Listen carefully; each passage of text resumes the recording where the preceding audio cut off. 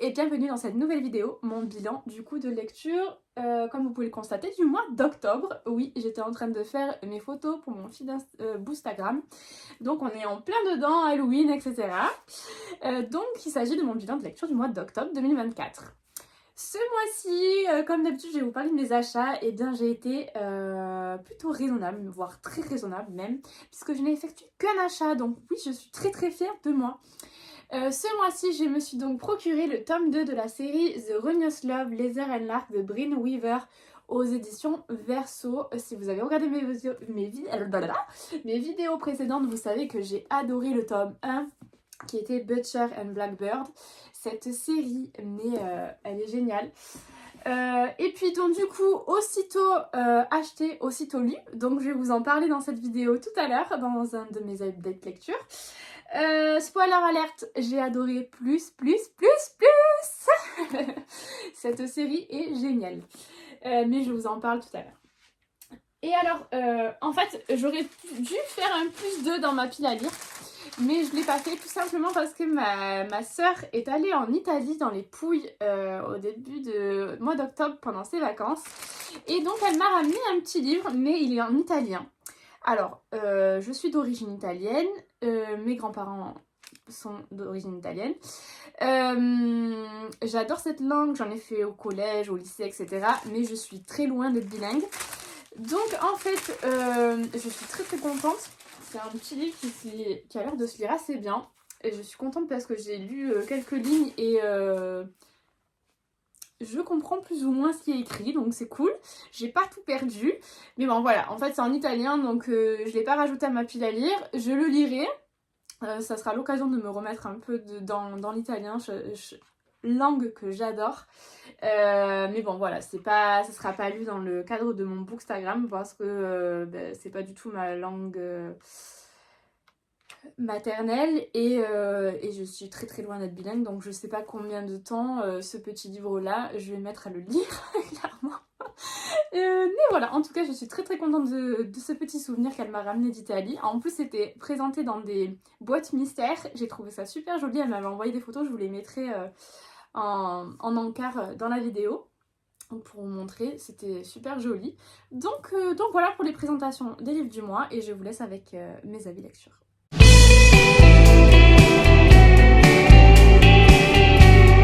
Alors avant de vous donner mes avis lecture sur les romans que je lis moi, je ne fais pas ça d'habitude, mais je trouvais sympa en ce mois d'octobre spécial Halloween de vous présenter un livre jeunesse que j'ai acheté du coup à mon fils sur le thème d'Halloween.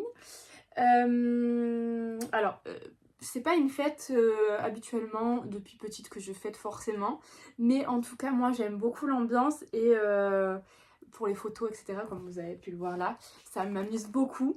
Donc étant donné que bon c'est quand même quelque chose maintenant qui se fait de plus en plus, mon fils en parle etc. Donc on a commencé un peu à préparer des petites choses, le petit fantôme qui est juste ici, on a préparé des araignées avec de la peinture etc. Il s'amuse beaucoup, moi aussi. Et donc on avait décidé voilà, je voulais trouver une petite lecture d'introduction à cette fête, qui soit un peu mignonne, qui fasse pas peur, qui soit adaptée à son âge évidemment. Et donc, étant donné que son déguisement d'Halloween sera un petit fantôme cette année, eh ben, j'ai trouvé du coup ce livre-là que je trouvais super chouette. J'ai été hyper surprise par le format quand je l'ai reçu. Pour vous faire une petite idée, parce que je pense pas que vous en avez bien conscience sur la vidéo. Voilà, là c'est un brochet de chez Verso du coup, et la taille de ce livre jeunesse. C'est coloré, c'est tout doux. Bon, même si évidemment, il y a des petits monstres, mais ils sont tout mignons. Je vais vous faire, une vidéo où je vous montre un peu les images à l'intérieur. Et en tout cas, c'est super bien fait. L'histoire est super mignonne. En fait, c'est Gustavo, le petit fantôme, du coup, qui est un petit fantôme assez réservé, assez timide. Et il a du mal à se faire des copains dans la bande des monstres et donc voilà, ça tourne autour de ça, autour de la musique aussi, et j'ai trouvé ça super mignon. Ça fait plusieurs fois qu'on le lit avec mon fils et il aime beaucoup, moi aussi. Donc voilà, je sais pas si, comme je disais, il y a beaucoup de mamans ou de papas dans mes abonnés YouTube. Je sais pas si ça vous intéresse d'avoir de temps en temps une petite recommandation de livres jeunesse. Mais je pense que je le ferai selon le thème, par exemple Noël ou ce genre de choses. Pourquoi pas. Donc dites-moi en commentaire si ça vous intéresse en tout cas. Si vous avez des enfants dans la tranche d'âge de mon fils, celui-là est super mignon, je vous le conseille du coup pour Halloween.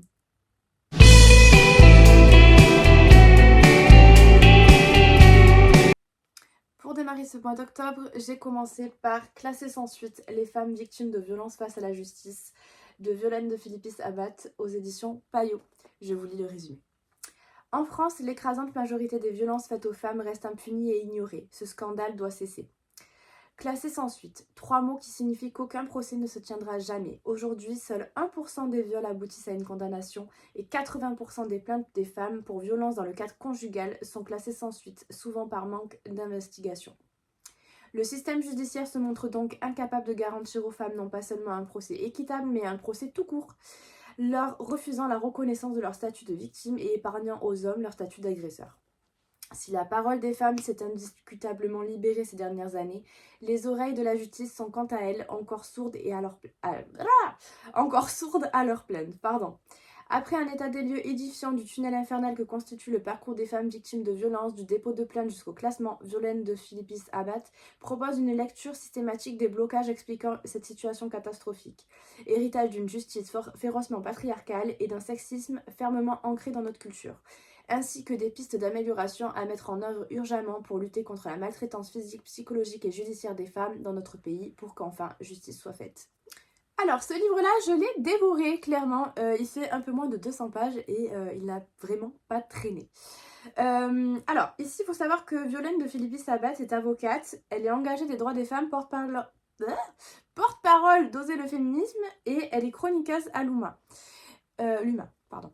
Et donc, on pourrait croire que, étant donné qu'elle est avocate, le livre soit peu accessible à tout le monde, qu'il y ait des termes un peu compliqués, etc. Eh bien, sachez que ce n'est pas du tout le cas. Ce livre est accessible à tous et à toutes.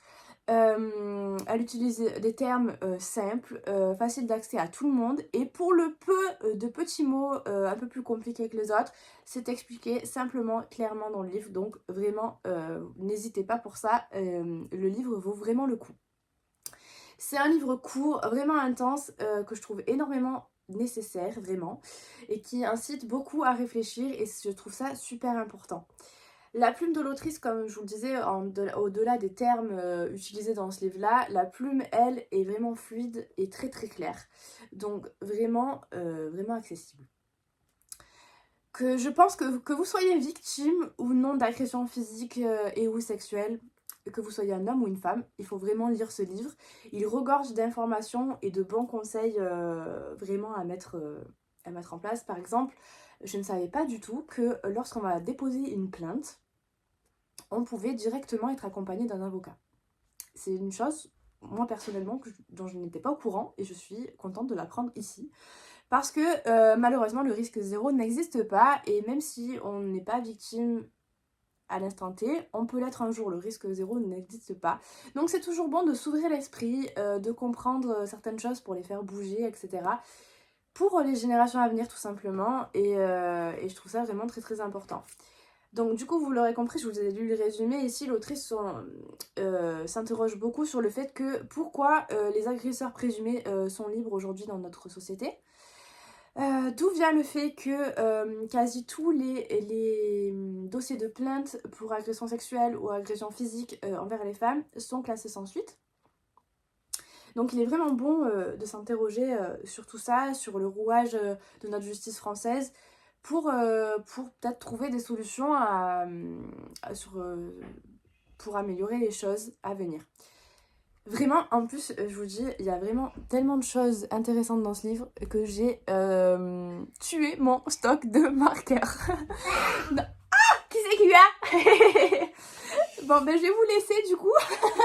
Mais en tout cas, si vous ne suivez pas encore Violaine, n'hésitez pas à aller faire un tour sur son Instagram. Elle partage vraiment des choses vraiment intéressantes, vraiment, vraiment géniales.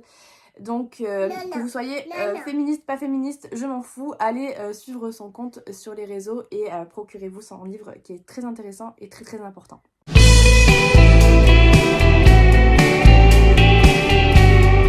Ensuite, j'ai lu Pour l'honneur de tous les miens d'Amanda Skenandor aux éditions Faucon-Marigny. Je vous lis le résumé. Philadelphie, 1906. Alma Mitchell est brutalement rappelée à son passé par un article de journal. Un agent fédéral a été assassiné et le suspect est un de ses amis d'enfance, Harry Muskrat. Harry, ou Askew, ainsi qu'Alma l'a toujours appelé, était l'élève le plus prometteur de l'école dirigée par le père d'Alma, la Stover School. Créée à la suite des guerres indiennes, cette institution avait pour vocation d'aider à l'assimilation des enfants des réserves voisines. Sans aucune bienveillance, ceux-ci étaient privés de leurs racines, leur langue, leurs us et coutumes et même leur nom, laissant ainsi leur héritage sur le bord de la route. Alma y était la seule élève blanche. Je vais pas vous lire la suite du résumé parce que pour moi il en dit beaucoup trop. Donc je vais m'arrêter là pour le résumé, vous avez le principal. Et je vous donne tout de suite mon avis. Alors pour moi, cette lecture, c'est un coup de cœur, un sans faute. J'ai refermé ce livre, waouh, j'avais pas les mots. Je suis sortie de cette lecture complètement chamboulée, remplie de plein d'émotions. Et franchement, il m'a brisé le cœur. Vraiment, ce roman est magnifique, magnifique. Même, malgré le fait qu'il soit percutant, poignant, il est dur, mais il est magnifique, vraiment magnifique. Donc, pour un peu plus de détails, c'est un roman à double temporalité, donc forcément j'adore, vous le savez.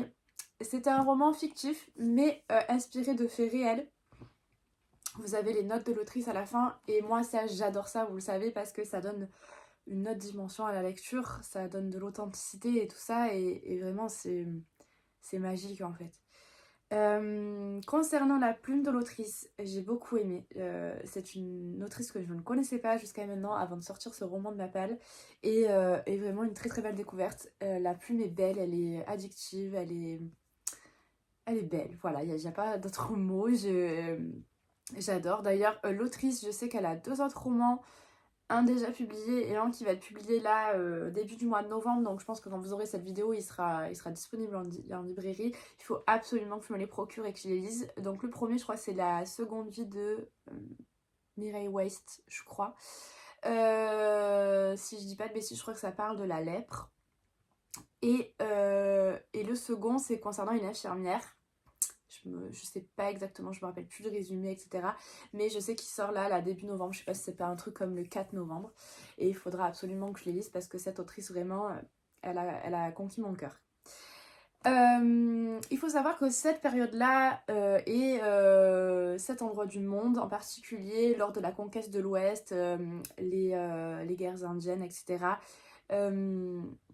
J'adore lire sur cette période. C'est une période sombre qui est clairement, c'est la déchéance humaine. C'est une période désolante, mais j'aime beaucoup lire sur la période, je trouve ça très intéressant. Vous savez que j'avais eu un énorme coup de cœur pour comment ça s'appelle, la saga de 1000 femmes blanches. Donc c'est pareil, les Indiens, les cow-boys, etc. Les femmes d'Hérésie Ranch aussi, donc c'est la période de la conquête de l'Ouest, etc. Et voilà, donc j'aime beaucoup, ça pouvait que me plaire. Et voilà, donc ici, comme vous l'avez compris dans le résumé, ici on suit une jeune fille qui s'appelle Alma, dans une contrée où on aspire à dompter et civiliser les sauvages, comme on les appelle, ou les peaux-rouges, comme on les appelait à l'époque. Et on aspirait dès le plus jeune âge à les attraper, entre guillemets, les mettre dans ces écoles-là pour les...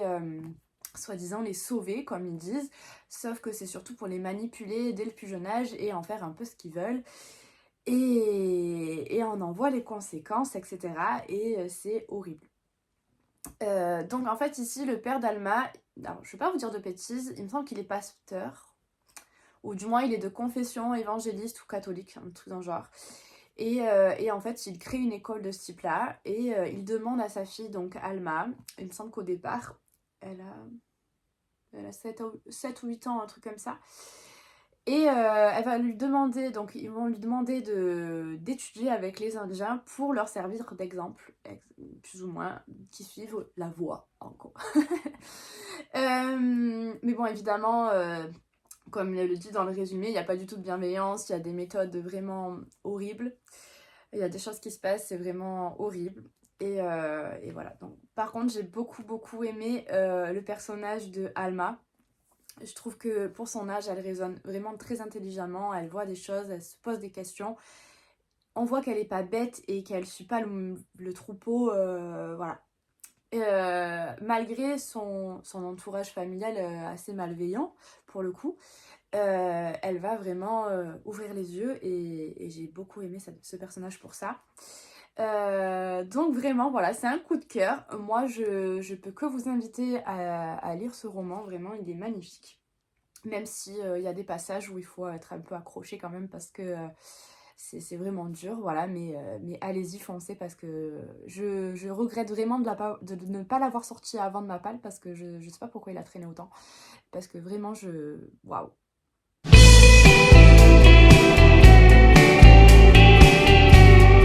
Ensuite, j'ai lu La fille du plongeoir de Stéphanie Plum, pardon, en auto-édition. Je vous lis le résumé. De retour en Bretagne après le décès de sa mère, Camille se retrouve confrontée à un passé qu'elle a tenté d'oublier à travers les pages jaunies de son journal intime retrouvé. Entre les lignes, elle se remémore les souvenirs douloureux de la maladie mentale de sa mère et les mystères qui entourent l'identité de son père, demeurés inconnus.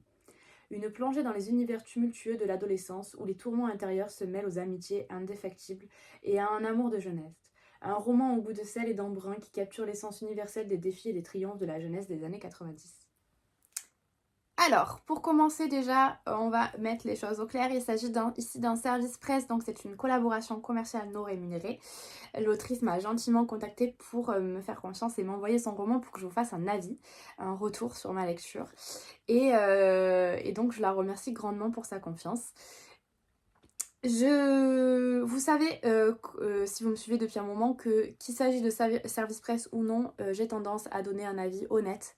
Un avis qui soit positif ou négatif, toujours dans la bienveillance, mais je donne un avis tel quel, tel que je l'ai ressenti à ma lecture, donc vous ne devriez pas avoir de soucis avec ça ensuite. Je remercie encore une fois grandement l'autrice pour sa confiance car j'ai passé un très bon moment de lecture. Alors, je n'ai pas atteint le coup de cœur parce qu'il m'a manqué un petit quelque chose en plus. Mais voilà, une très bonne lecture, j'ai passé un excellent moment, j'avais plaisir à y retourner.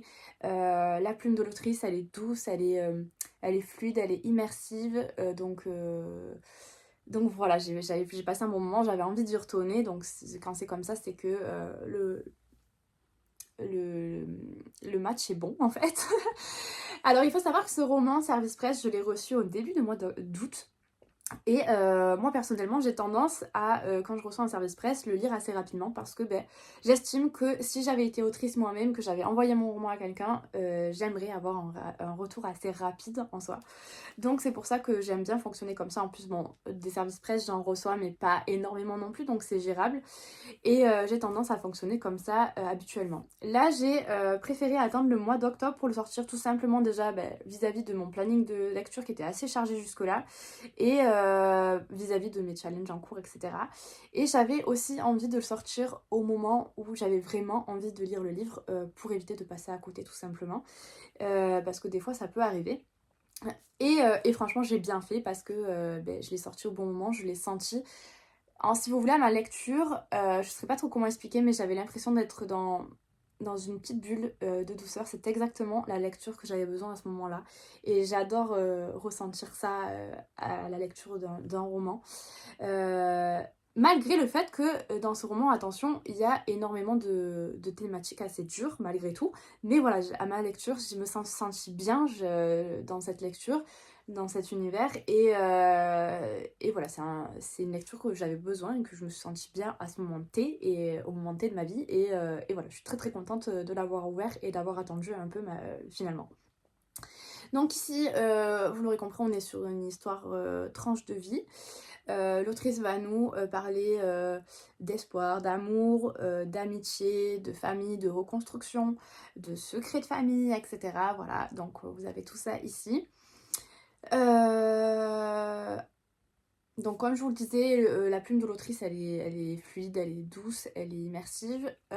Malgré le fait que j'y ai trouvé quand même à quelques petits endroits, quelques petites longueurs. Mais finalement ça ne m'a pas plus dérangé que ça, sûrement parce que j'ai ouvert le livre au bon moment, ça doit jouer aussi, dû à la douceur de la plume de l'autrice aussi peut-être. Et puis je pense que après réflexion, ces petites longueurs que j'ai retrouvées à la lecture de ce roman, finalement on se rend compte qu'ils étaient nécessaires à la mise en place de certaines choses. Donc voilà, ça c'est pas dérangeant, il n'y en a pas énormément.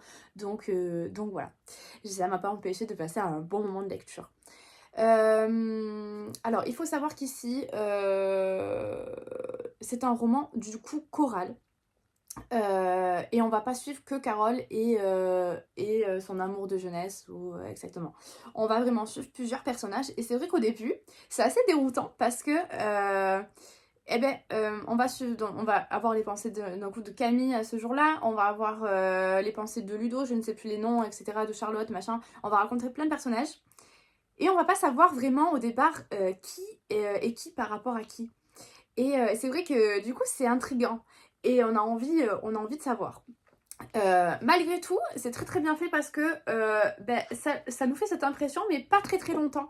C'est vraiment, on découvre la chose vraiment petit à petit, mais assez rapidement malgré tout au début pour éviter de nous perdre. Et c'est vraiment bien fait à ce niveau-là et j'ai beaucoup apprécié.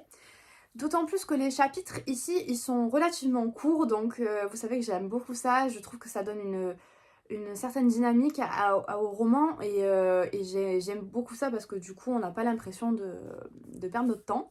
Ça m'a du coup happé directement et on comprend donc vite et assez bien. C'est vraiment très bien fait pour du coup nous happer en fait dans l'histoire directement et voilà. D'autant plus qu'ici on est aussi sur une double temporalité parce que malgré enfin, en plus du fait que on rencontre les personnages du coup dans un système choral, on a aussi de temps en temps les pages du journal intime de Camille quand elle était adolescente. Donc on a des retours en arrière et c'était cool aussi, vraiment bien fait. Voilà, qu'est-ce que je peux vous dire de plus j'aimerais en fait vous donner les thématiques dures que j'ai rencontrées durant la lecture. Mais en fait, je le ferai pas parce que malgré tout, le résumé est assez bien fait. Il nous dévoile des choses, mais sans trop nous les dévoiler non plus. Et donc moi, j'ai apprécié le fait de découvrir ces thématiques au fur et à mesure de ma lecture. Et ça vous gâcherait le plaisir, clairement, de la lecture et de lire ce roman. Donc je vais pas le faire, mais j'aurais aimé pouvoir le faire pour vous donner encore plus envie de découvrir ce roman. Donc voilà, entre les deux mon cœur balance, mais non, je ne spoilerai pas, vous inquiétez pas. Voilà, moi j'ai passé un très très bon moment de lecture en Bretagne avec Camille. Je ne peux que vous recommander ce roman chaudement. En plus de ça, du fait que ça soit un brochet, il est vraiment pas cher. Vous pouvez le retrouver sur Amazon. Il me semble, je veux pas vous dire de bêtises, à 12,50 €, un truc comme ça. Et pourtant, c'est un format brochet, machin. Après, c'est vraiment bien aéré à l'intérieur. Ça se lit vraiment bien. Franchement, foncez. Il mérite d'être découvert. Donc voilà.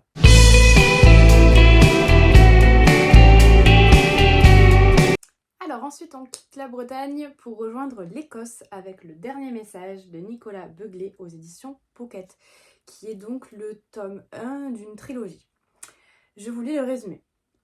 Île d'Iona, à l'ouest de l'école, des plaines d'herbe brunes parsemées de roches noires et au bout du chemin des morts, la silhouette grise du monastère. Un pensionnaire vient d'y être retrouvé assassiné, son corps étrangement mutilé. C'est l'inspectrice écossaise Grace Campbell qui était chargée de l'enquête. Après 1 an de mise à l'écart, elle joue sa carrière. De la victime, les moines ne connaissent que le nom, Anton. Tous savent en revanche qu'il possédait un cabinet de travail secret aménagé dans les murs. Que cherchait Anton? Pourquoi l'avoir éliminé avec une telle sauvagerie? Alors qu'elle tente encore de retrouver confiance en elle, Grace ignore que la résolution d'une des énigmes les plus vertigineuses de l'humanité repose tout entière sur ses épaules. Alors, qu'est-ce que j'ai pensé de ce roman? Eh bien, pour tout vous dire, pour ma part, c'est une lecture mitigée. Je m'explique. Alors ici, on est totalement dans une lecture de saison, donc j'avais très très envie de le sortir. Le résumé me tentait bien. En plus de ça, c'est un auteur que je ne connaissais pas et que Chloé du compte Chloé tourne la page m'avait conseillé parce qu'elle adore cet auteur, elle a d'énormes coups de cœur. Celui-ci c'est le tome 1 de sa trilogie concernant Grace Campbell, donc cette inspectrice. Les 2 autres tomes m'attendent dans ma pile à lire et je ne sais pas si je vais continuer ou pas.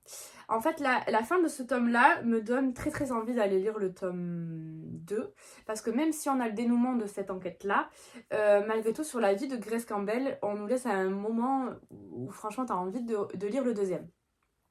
Seulement, pour moi, la chose qui ne l'a pas faite dans ce livre-là, c'est le fait que ça soit beaucoup trop rocambolesque pour moi. En fait, au départ, ça part très très bien. On est vraiment dans un truc, je me dis waouh, on va vraiment dans un truc que j'aime bien, assez cool, enfin même si c'est très cauchemardesque clairement, on va dans un truc où c'est de ça que j'avais envie. Et puis on va dire peut-être à la deuxième partie, peut-être même un peu avant de ce livre-là, eh bien, on part dans des délires tout autres. J'avais l'impression d'être dans un James Bond, de regarder James Bond, et moi, c'est des choses que ça me plaît pas plus que ça. Donc voilà, après on m'a perdu clairement à certains endroits. Pourtant, je l'ai lu hyper rapidement, hein, vraiment, c'est très addictif. C'est pour vous dire que même si cette partie trop rocambolesque ne m'a pas convaincue, après, à côté de ça, il y a vraiment quelque chose, quoi. D'autant plus qu'il y a l'intrigue de fond qui est vraiment bien faite. Et j'aime à croire que l'auteur va nous passer un message à travers ce roman-là. Parce que ce message-là est beaucoup dans l'air du temps, en fait. Je vous ne dirai pas lequel, évidemment, parce que sinon ça perd tout son intérêt. Mais voilà, en fait, c'est assez flippant, le message qu'il faut faire passer. En tout cas, j'espère que les gens qui lisent ce roman-là, ça aura au moins le mérite de relever un peu les consciences et de nous faire réfléchir à ce sujet-là. Donc voilà, et ça c'est pour les bons côtés, mais voilà, pour moi ça l'a pas fait parce que trop rocambolesque, trop en mode James Bond. Et voilà. En plus, il y a un passage où franchement ça m'a mis à mal parce que vraiment il faut pas être claustrophobe. Il y a un passage où il faut vraiment pas être claustrophobe. Moi je me suis sentie pas bien, quoi. Voilà, pour moi c'est trop rocambolesque. Donc je ne sais pas si j'irai sur le tome 2 et le tome 3. Malgré tout, je suis partagée parce que la fin de celui-ci me donne envie de lire le deuxième pour en connaître un peu plus sur l'inspectrice. Mais si la deuxième enquête se passe un peu comme celle-ci, que ça part un peu tout dans tous les sens à mode trop rocambolesque, on va me perdre et je sais que je n'irai pas le troisième tome. Donc je pense que l'année prochaine, j'essaierai de continuer avec le tome 2. Mais pas sûr. Je vous dirai ça.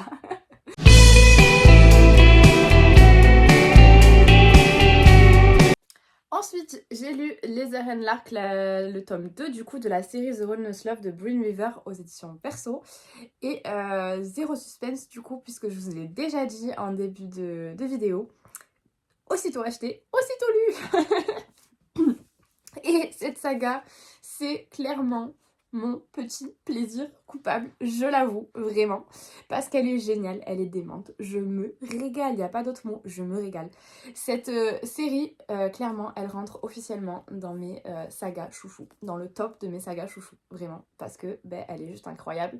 À chaque fois que j'ouvre le premier ou le deuxième tome, ça a été un véritable défouloir qui fait grave du bien, et voilà, je me suis régalée. Qu'est-ce que j'ai rigolé aussi, et voilà, c'est un melting pot de plein de choses et qui font que je me régale à la lecture de ces romans. Voilà.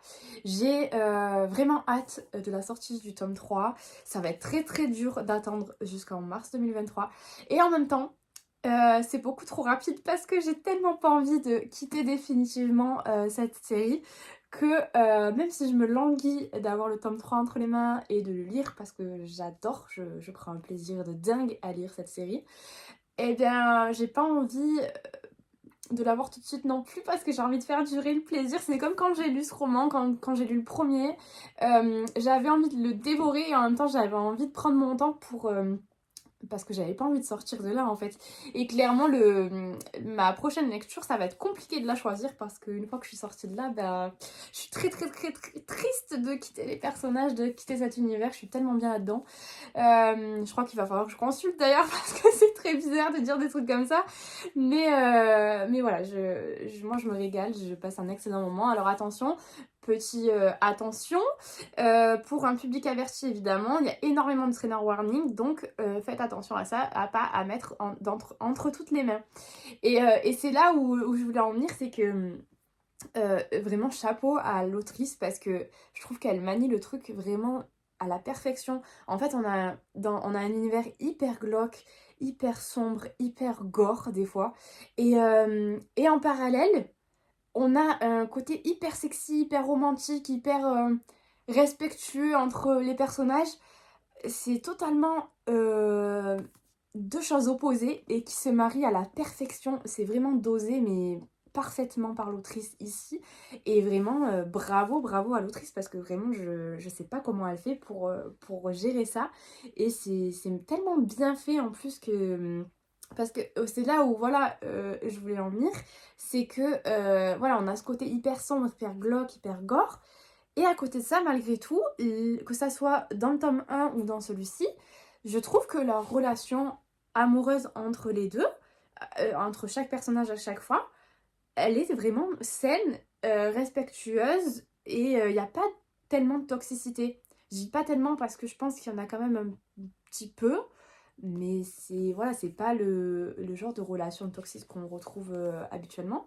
Et vraiment, moi, je les trouve sains. Clairement, je les trouve sains. Je trouve que il y a du respect entre eux, il y a cette espèce de consentement, de machin.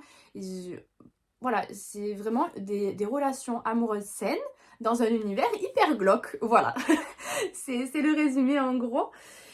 Et vraiment, voilà, c'est incroyable. Je me régale, vraiment. Et même si j'aimerais pouvoir vous dire exactement les émotions et les sensations que j'ai à ma lecture, mais moi j'ai du mal à les définir en fait parce que ouais, c'est juste indescriptible en fait. Vraiment que ça soit le tome 1 ou le tome 2, je peux pas vous dire autre chose que cette série est géniale. Je l'adore et voilà. Alors entre le 1 et le 2, je peux vous dire que mon cœur balance clairement. Alors même si je trouve que dans celui-là, dans donc le tome 2, on a monté un cran, on est un level encore au-dessus que le premier, mais clairement mon cœur va à Butcher et Blackbird, excusez-moi, clairement. J'ai une toute petite préférence pour les personnages du tome 1 et par contre dans le tome 2 je trouvais que l'esprit glauque, gore et tout était encore plus dans celui-là, mais selon moi hein, clairement, et vraiment j'ai adoré, j'ai encore plus adoré le tome 2 à ce niveau-là, donc voilà. En tout cas, franchement, c'est une maison d'édition, du coup, un label des éditions Seuil, du coup, Verso, qui est toute neuve. Et elles font un travail de dingue, je trouve. J'adore le format, c'est souple, c'est super agréable à lire. Et ils ont pas mal de sorties qui me font énormément de l'œil à venir là. Alors je me retiens clairement de commander les sorties qui me font de l'œil chez cette maison d'édition là tout récemment parce que dans 2 mois c'est Noël et que bon on va éviter de faire des achats maintenant. En pire si je les ai pas sous le sapin et ça sera des commandes l'année prochaine, en début d'année en tout cas, mais c'est sûr que il y a tellement de sorties chez eux qui me font de l'œil et vous allez en voir passer pas mal tout bientôt. Si c'est pas en fin d'année, ça sera début d'année prochaine clairement, parce que je me régale et vivement le mois de mars.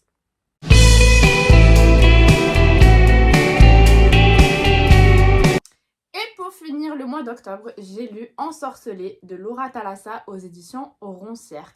Il s'agit d'un tome 1.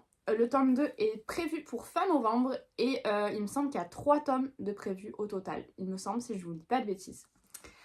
Je vous lis le résumé. De la passion à la vengeance, il n'y a qu'un pas. Célène rêve d'intégrer le chapitre de la Jusquiame Noire. Pour être admise, les candidats doivent se livrer à une quête magique que la jeune sorcière décide de réaliser en Amérique du Sud. Lorsque son avion est détourné par... Excusez-moi. Pardon. Lorsque son avion est détourné par une force surnaturelle, Selene puise dans ses pouvoirs afin de le faire atterrir en pleine jungle, où elle réveille par mégarde, même nom, le damné, un puissant enchanteur. Celui-ci est convaincu que Selene est son épouse et qu'elle lui a jeté une malédiction 2000 ans plus tôt pour le condamner au sommeil éternel. Acceptée à la juste âme noire, Selene s'efforce de laisser cette mésaventure derrière elle, mais contre toute attente, même non débarque sur le campus, assoiffé de vengeance et également déterminé à lui prouver qu'ils sont faits l'un pour l'autre. Selene ne peut nier le désir ardent qu'il éveille en elle, l'ivresse qu'elle ressent à son contact. Serait-elle réellement son hamster? Lorsque plusieurs sorcières sont retrouvées mortes sur le campus, Selene est forcée de s'interroger. Même nom est-il responsable ou le danger réside-t-il ailleurs? Alors déjà pour commencer, on en parle de la beauté de ce livre. Vraiment, j'ai craqué dessus quand je l'ai vu. Ce qui me faisait un peu freiner, c'est que c'est de la romantasy que j'ai pas forcément l'habitude de lire. Regardez-moi ça, s'il vous plaît. Il est magnifique, magnifique ce livre. Ces dorures là, j'adore, magnifique. Vraiment, déjà, rien que ça, chapeau à la maison d'édition parce que vraiment, j'adore. Alors, pour vous en dire plus sur ma lecture, bah écoutez, j'ai adoré. Alors, moi, j'ai pas l'habitude de lire de la fantasy, j'en lis très peu. Et donc là, c'est ma première romantasy, clairement. Il me semble pas en avoir lu d'autres avant. Et vraiment, c'est un carton plein. Je me suis régalée avec cette lecture. Je vous avoue que j'avais un peu peur quand je me suis lancée dedans. Parce que je me suis dit, Mel, tu n'es pas habituée à lire de la fantasy. J'espère que l'univers n'est pas trop complexe. Sinon, je vais mettre un temps fou à le lire. Et je sais que ça m'énerve. Et franchement, non. Si comme vous lisez peu de romantasy, peu de fantasy, clairement, c'est un univers hyper accessible. Alors, je vous avoue, il doit y avoir 2-3 mots où j'ai buté dessus. C'est des mots propres à la fantasy, clairement, et donc je n'avais pas du tout connaissance. Et donc, j'ai dû regarder sur internet, voir ce que c'était. Une fois que c'était fait, c'est bon, banco, allez, hop, tchouchous. Vraiment, donc il y avait vraiment 2-3 mots où j'ai buté, et je pense que la plupart d'entre vous sauront ce que c'est, clairement. Mais voilà, si comme moi vous n'êtes pas une grande friande de fantasy de base, cet univers est totalement accessible et je pense même que pour ceux qui sont adeptes de fantasy, je pense que cet univers est beaucoup trop simple, je pense, pour des grands lecteurs de fantasy. Je suppose, je pense. C'est comme ça que je vois la chose. En tout cas, moi, pour ma part, je me suis régalée, vraiment, j'ai adoré. Dès que je posais le livre, j'avais envie d'y retourner, j'avais envie de savoir. Vraiment génial. Pour le coup, moi j'adore le monde sorcière, etc. J'adore. Mais dans le sens où, dans les romans historiques, où en fait il s'agit plus de guérisseuses qui ont été traitées de sorcières parce que elles utilisaient de la médecine autre que la médecine traditionnelle. Et là, c'était vraiment question de magie, de sorts, d'enchantement, etc. Donc je me suis dit, peut-être que ça va pas te plaire, etc. Et finalement, clairement, je me suis régalée. Ça m'a complètement sorti de ma zone de confort et je regrette pas du tout. D'ailleurs, le tome 2 qui est prévu en sortie fin novembre est déjà précommandé, c'est pour vous dire. J'espère que le tome 3 ne tardera pas trop à arriver parce que justement celui-là, je vous avoue que ça fait un petit moment qu'il me trotte, qu'il m'attend dans ma palle et que je recule un peu pour le sortir. Alors là, je l'avais sorti pour Halloween, j'avais envie, mais je l'ai reculé au maximum parce que je voulais avoir le tome 2 sous la main assez rapidement pour pas me perdre, parce que c'est un univers, comme je vous disais, que je n'ai pas l'habitude de lire de base. Et que déjà dans des romans, des sagas qu'on a l'habitude de lire, par exemple des romans historiques que j'aime beaucoup, que j'ai l'habitude, quand on espace trop, on perd en univers, etc. On se perd un peu, je trouve. Et là, vu qu'en plus c'est un univers dont je n'ai pas l'habitude de lire, j'avais peur de trop me perdre. Donc voilà. Donc j'espère que le tome 3 ne tardera pas trop à arriver. Et en tout cas, dès que je reçois le tome 2, clairement, je pense que ça sera un aussitôt reçu, aussitôt lu. Clairement. Non, vraiment, j'ai adoré le personnage de Selene. Elle a beaucoup d'humour et voilà, c'est féministe entre guillemets. Après, comme je vous dis, il y a quand même des clichés de la romance, forcément c'est une romantasy. Et il y a certains petits détails à des moments où j'ai dit oh là là mais non et tout. Mais dans ma lecture globale en soi, ça m'a pas du tout gênée. Je me suis régalée, j'ai passé un super moment. cette fin là de ce tome 1, je la déteste, mais dans le bon sens du terme, si vous voyez ce que je veux dire. Bon, en tout cas, moi je me comprends, c'est le principal. Vraiment, j'ai vraiment hâte du tome 2. Et si, comme moi, vous n'avez pas l'habitude de lire de fantasy, comme je vous dis, je vous recommande franchement. Euh, je me suis régalée, donc j'espère que ça sera le cas aussi pour vous. Merci Dory pour le super avis que tu avais fait sur ce livre qui m'a donné extrêmement envie de le découvrir parce que sinon je serais passée à côté de quelque chose. Et voilà, donc belle découverte pour moi et je vous le recommande. Et voilà, on en a terminé avec mes lectures du mois d'octobre. N'hésitez pas à me laisser un petit commentaire en me disant les lectures parmi celles que je vous ai présentées qui vous tentent le plus. Est-ce que vous allez vous laisser tenter ou pas? Pour lesquelles? Est-ce que vous en avez lu certains? Est-ce que vous les avez aimés, pas aimés? Voilà, c'est toujours chouette de pouvoir échanger avec vous par commentaire, donc n'hésitez surtout pas. Je vous remercie d'avoir regardé cette vidéo jusqu'au bout et je vous dis à la prochaine vidéo.